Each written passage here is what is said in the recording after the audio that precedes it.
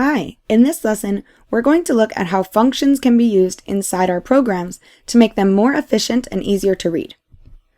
Using functions in Python graphics is exactly the same as using them in our console programs.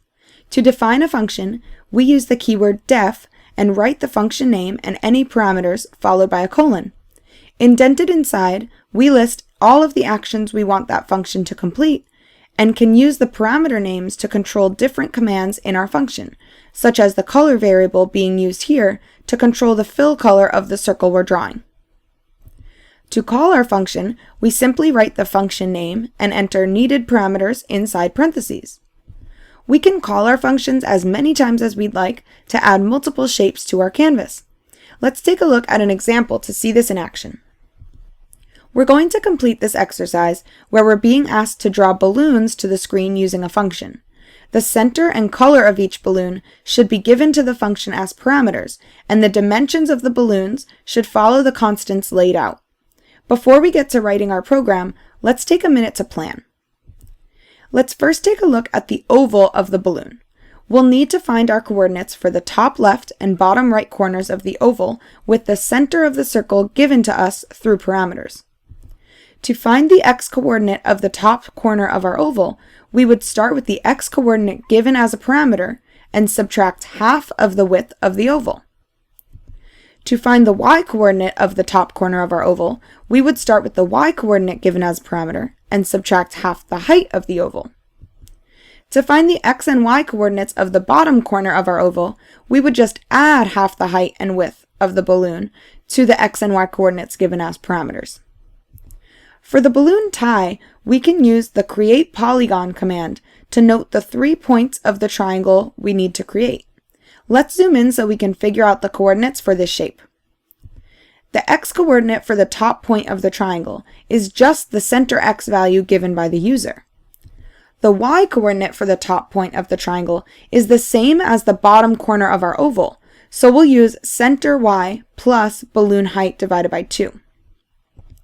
To find the x-coordinate of the bottom right point, we'll need to use the balloon tie size variable, which controls both the height and width of the triangle.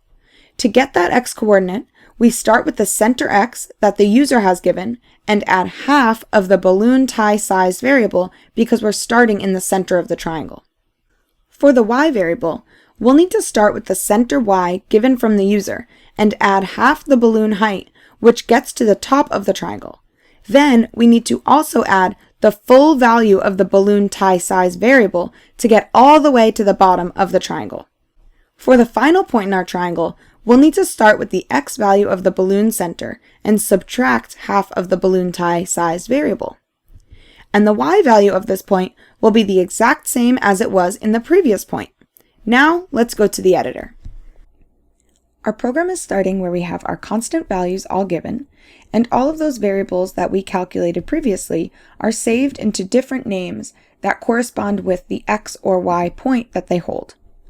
We're using the drawBalloon function with the x, y, and color variable that will be used to draw each balloon on our canvas. So let's define that function.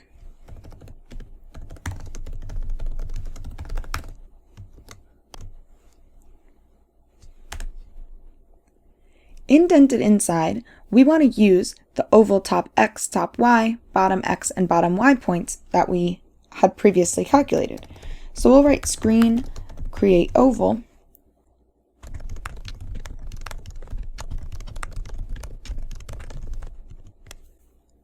Great. And the next shape that we want to draw is our polygon, which is going to be a triangle that looks like the bottom of the balloon tie. In order to do this, we're going to use the tie top x and y, right x and y, and left x and y coordinates.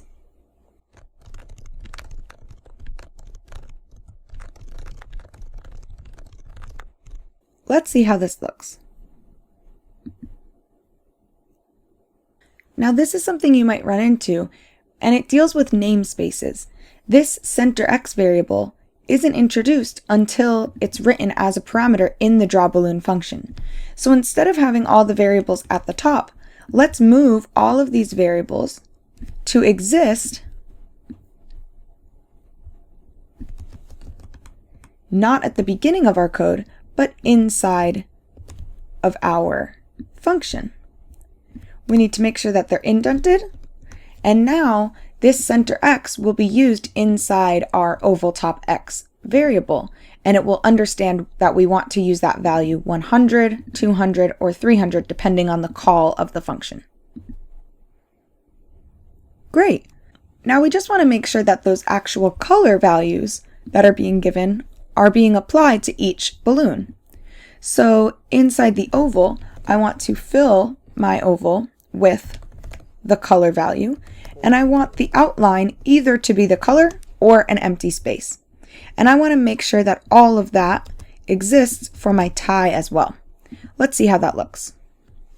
Great! Now it's your turn to use functions in Python graphics.